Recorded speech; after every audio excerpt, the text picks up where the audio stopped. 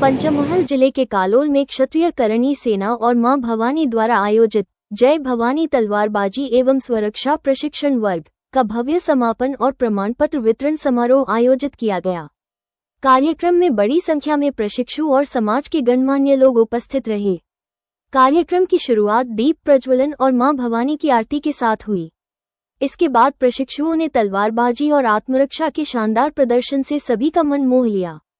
मुख्य अतिथि के रूप में उपस्थित क्षत्रिय करणी सेना के राष्ट्रीय उपाध्यक्ष मनीष सिंह परमार और प्रदेश प्रवक्ता संजय सिंह राज ने युवाओं के लिए स्वरक्षा प्रशिक्षण को आवश्यक बताते हुए इस पहल की सराहना की।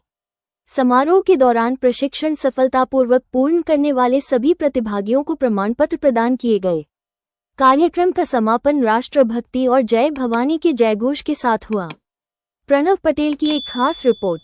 विश्व पर्यावरण दिवस છે અને એ દિવસે પંચમહાલ જિલ્લાના કાલોલ તાલુકા ખાતે જય ભવાની તલવારબાજી નિકિતાબા ગોહિલ દ્વારા ટ્રેનિંગ આપવામાં આવી રહી છે। તલવારબાજીની સનાતન હિન્દુ ધર્મની દીકરીઓ છે। શ્રી ક્ષત્રિય કરણી સેના પરિવાર દ્વારા આ કાર્યક્રમ આયોજિત છે અને કરણી સેનાના સૌ આગેવાનો વડીલો અને માનનીય પ્રમુખ શ્રી પંકજસિંહ ચૌહાણના સાનિધ્યમાં કાર્યક્રમ થયો। આ સનાતન ધર્મની જ્યોત હંમેશા અવિરત રીતે જલતી રહે। તલવારબાજી એનો મતલબ કે તમારા જે સંસ્કાર છે, તમારામાં જે ખુમારી છે, સનાતન ધર્મની જે ખાનદાની છે, એ ખાનદાનીને ઉજાગર કરવાનું આ ખૂબ મોટું કામ નિકિતાબા ગોહિલના સાનિધ્યમાં થઈ રહ્યું છે। ત્યારે ખૂબ અભિનંદનને પાત્ર છે।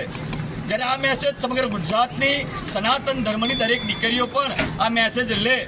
તલવાર એ આજના સમયમાં ઉઠાવવા માટેનું શસ્ત્ર નથી। આજના જમાનો છે કલમથી લડવાનો, પરંતુ તલવાર એ શૌર્યનું પ્રતીક છે। તલવાર હાથમાં પકડી હોય અને એક બાજુ દાંડિયા પકડ્યા હોય, આ બંનેમાં ખૂબ મોટો તફાવત છે।